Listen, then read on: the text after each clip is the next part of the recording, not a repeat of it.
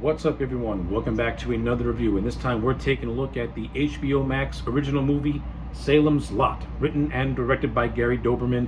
This is based off the 1975 Stephen King novel of the same name and is the third adaptation of said novel, with this one being the first to actually have a theatrical release.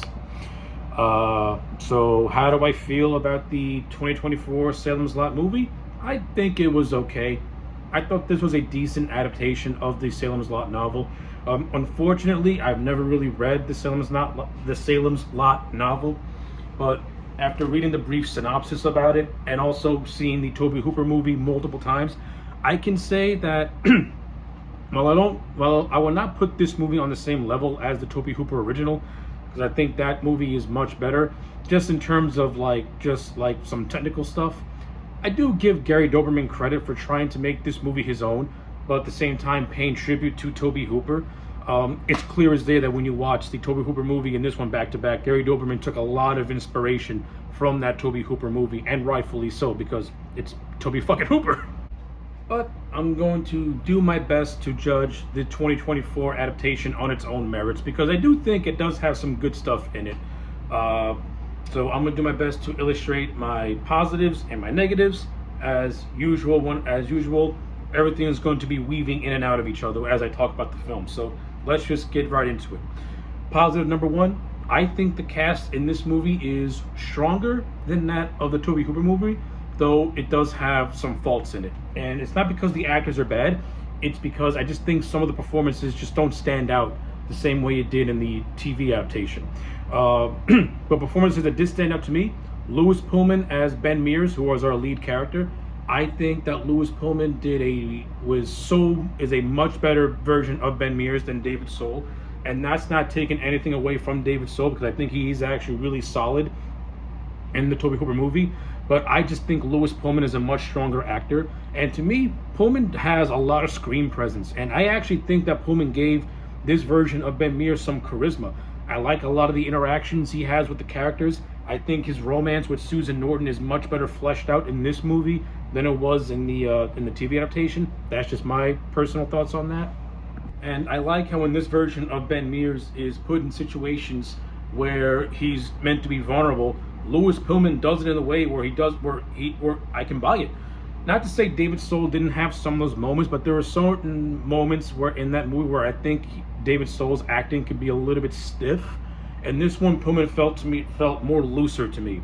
So therefore, as a viewer, I was able to latch on to his version of Ben Mears better than I did David Soul's. Again, nothing against David Soul, I still like him in the original movie.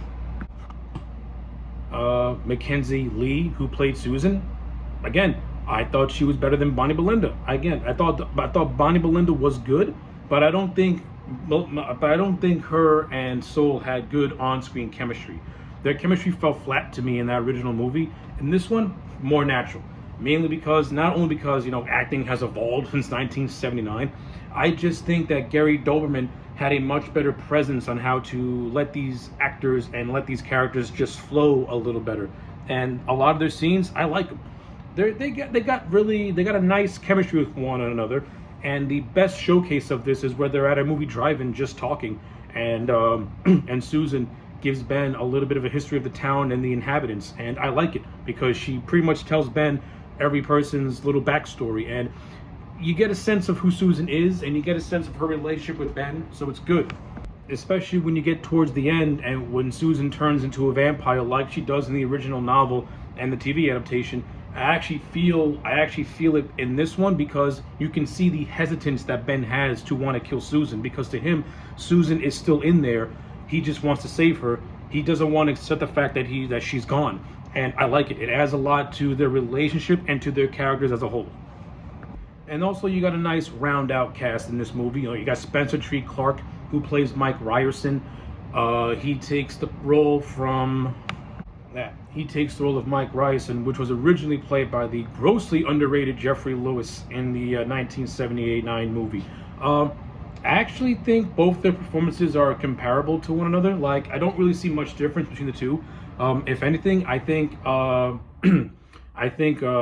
Jeffrey Lewis was a little bit more creepier and more unsettling as a vampire.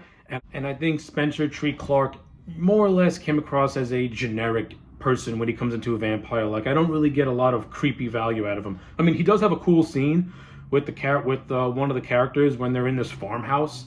Like, I think it's actually really well directed. It's actually well done. And this is when the character of Matt Burke sees Mike Ryerson in a bar, and I like the scene. Like, it has a very creepy build to it. I like how Gary Doberman kept Ryerson mostly in shadow, so you don't really get to see a whole lot of him. But when you do, he looks so pale and so gray and lifeless. And then you have the whole scene at the house where Burke is taking care of Ryerson, and then Ryerson attacks him. And this is the first instance where Burke realizes that he's being attacked by those vampires in the lot, and he has like this crucifix that starts to glow. I think this whole sequence is actually pretty cool. Like I said, I don't think that Clark has the unsettling creepiness that Jeffrey Lewis had, but I do like the scene as a whole, and I do think that for what Spencer Treat Clark was given, he did a good job with it. You also have Alfie Woodard, who plays the character of Dr. Cody, and this character is meant to be an homage to the Ed Flanders character of Dr. Norton from the original source material. The Mr. Norton is a character who is very prominent in the movie and the book. He's completely out of this movie and is replaced by the wife. I don't really care for that. However, I do like Alfie Woodard as an actress, and she's a powerhouse, and I thought she played the role of Dr. Cody fairly well. I like how she's a skeptic, but once she sees the vampires are real, she's quick to join up with Ben and Susan and little Mark Petrie until she's unceremoniously killed off in a very just anticlimactic way, which I thought sucked. I thought Dr. Cody's death was out of nowhere and could have been handled so much better. But she does have some nice little scenes to her. Like, I like the scene where she gets attacked by a vampire, and and Susan and Ben have to do like an almost medical procedure to try and stop her from turning. So you do all that just to have Susan's mom kill her with a shotgun in an unceremonious way. I thought that was lame as hell. And speaking of the character of Mark Petrie, I like the actor who plays Mark in the movie. I thought he's pretty good. I think his acting can be a little clunky in a lot of areas, and I think he was maybe trying a little too hard. But he does have some decent scenes here and there. Like, I like the scene, his introduction scene, where he stands up to himself against another bully. I thought that was cool. I like how he's a horror fan and he has a knowledge of vampires. That's cool as well. I don't remember if the Mark Petrie from the source material had that same hobby. He may have. I can't remember. It's been a while since I've seen the movie. And yeah, I'm pretty sure he did. I can't remember. Nevertheless, I do like the character of Mark in this movie. I don't like how Mark is portrayed as overly tough. I thought that was a little jarring. Like, I would have preferred if the toughness was more like a facade, and then when he really comes into contact with Stracker and Barlow, you can actually see that, his worst fears have come true, and that this is not make-believe. He's in a real perilous situation. I don't know. He came across as too, he didn't come across as a believable kid who would be scared in certain situations. Like, he seemed like he was way too eager to jump in the fire. I don't know. I didn't buy it. I mean, the performance was good. I just didn't like the direction. The direction just felt off to me. But like in every adaptation, eventually the last two are down to Ben and Mark. So at least they kept that from both the book and the miniseries. But Mark and Ben didn't really have a whole lot of scenes together, which I thought was this could have been a good opportunity to actually flesh out a relationship between Ben and Mark, and maybe have like an uncle-nephew type of situation with these two. It was a missed opportunity. It would have made the relationship to me feel much more stronger, especially when Mark and Ben are the last two and they got to fight off Barlow at the end. I think it would have been handled so much better if these two would have already built up an established relationship. Evidently, they don't really do much, and the miniseries kind of sort of did that when the two characters met up, but this one didn't really, and that's just me, how I thought about it. But now we get to the two actors that really are the shining star of the Salem's Lot novel, and that is the characters of Richard Stracker and Kurt Barlow. I'm going to say this. I got nothing against the actors who play these characters in this movie, but they're no they're no James Mason and they're no Reggie Elder. I think these two had no presence at all as the villains. The actor who played Richard Straka, he tried, but he doesn't have that. He doesn't have that charming personality of a James Mason. And the actor who played Kurt Barlow, he doesn't have that Nosferatu-esque menace that Reggie Elder brought to the role. So I'm sorry to say, I thought these two were actually the weak links of this movie, which is not really good because these two are the villains and they pretty much are what the characters got to face off against.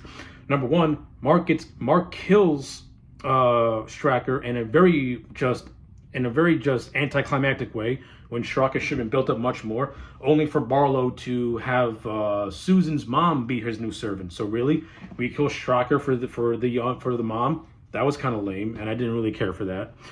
And like I said, Barlow in this one doesn't have that Nosferatu-esque presence of Reggie Nelder that he brought to the role in the original miniseries. Like this version of Barlow just felt like a typical modern day vampire. He just hides in the shadows and grabs you. No personality, no nothing. At least, even though Reggie Nelder had no dialogue as Kurt Barlow, he at least had a creepy, unsettling presence to him. Like you can feel his presence all throughout that movie. I never really got the sense of Barlow's presence all throughout this movie. And again, that's how I perceived it. His vampire followers had more presence than him, which is, again, problematic for the lead villain who should always have all the menace and ooze charisma. Now, in the original book, Barlow does have charisma. He's presented more as a nobleman. But since this is more based off the Tobe Hooper movie, that version is played more like Nosferatu-esque vampire. I mean, this version of Barlow does talk, but he doesn't say anything that's worth quoting or mentioning. His dialogue is very bare bones, basic villain stuff. Again, lame. But one thing I will give Gary Doberman, I do like the production values. Oh, before I go any further, we also get a William Sadler sighting in this movie as the police chief of Salem's Lot. If you don't know who William Sadler is, trust me, seek out his work. The man is a badass of a character.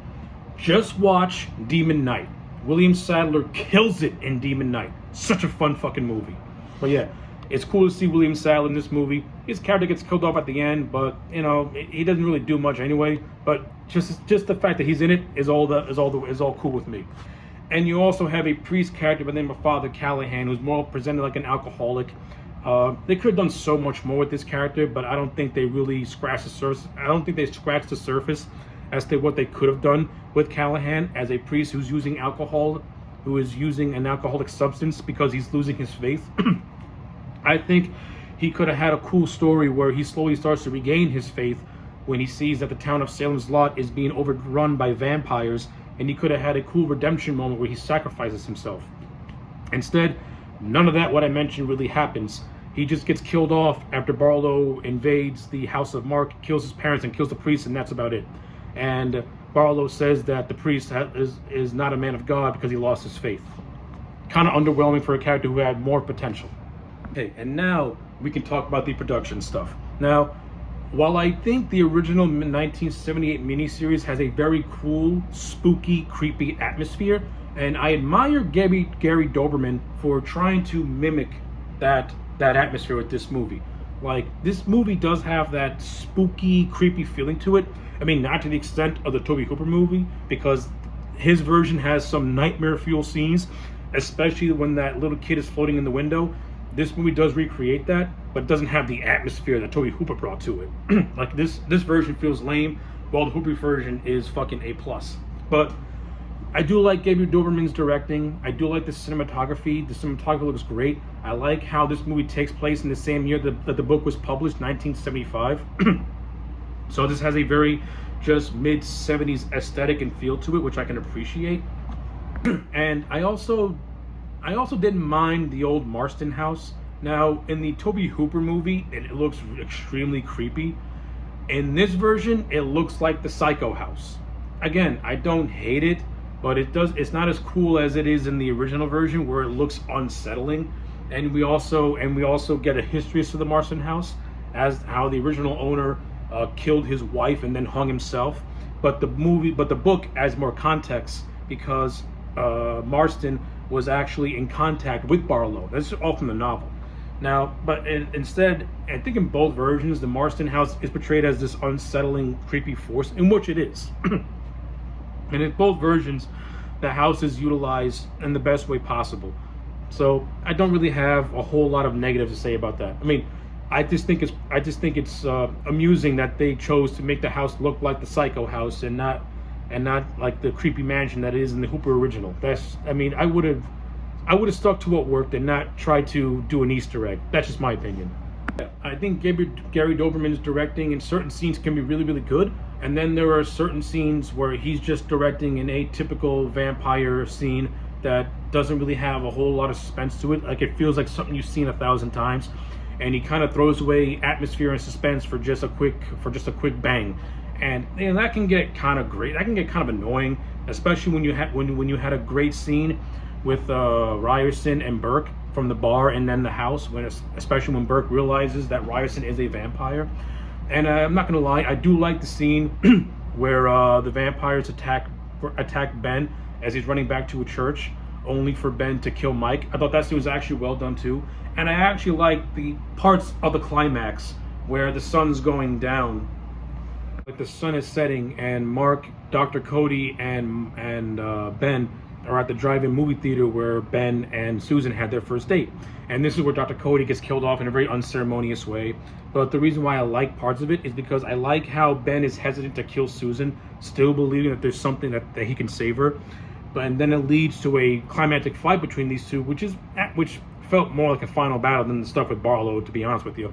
And this is where Ben is actually able to let it go and kill Susan. And then you have the whole final confrontation with Barlow, which is very just, it is what it is. It's nothing really all that special.